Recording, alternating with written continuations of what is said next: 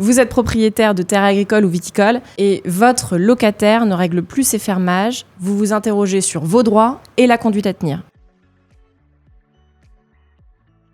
Bonjour, je m'appelle Perrine Fourtine, je suis avocate en droit rural et je vais évoquer la procédure à engager en cas de non-paiement des fermages. Le non-paiement des fermages peut entraîner la résiliation du bail ou le non-renouvellement, mais pas de façon automatique. Cela n'est possible qu'après 2 impayés ayant persisté 3 mois après réception d'une ou plusieurs mises en demeure. En résumé, si vous avez 2 échéances distinctes qui sont impayées, alors vous pouvez délivrer une mise en demeure qui visera ces 2 échéances. Si vous avez une seule échéance impayée, alors vous devez délivrer 2 mises en demeure à 3 mois d'intervalle. Et à ce moment-là, si après 3 mois, dans les 2 cas, les fermages ne sont toujours pas payés, alors vous devez impérativement saisir le tribunal paritaire des baux ruraux. La mise en demeure doit comporter des mentions impératif sous peine de nullité. Donc il est primordial dès le début de consulter un avocat pour savoir effectivement comment rédiger cette mise en demeure puisqu'elle est le socle de la suite et de la procédure de résiliation. Les tribunaux adoptent une démarche, une posture assez stricte puisque le locataire ne peut pas régulariser sa situation a posteriori de la saisine. C'est-à-dire que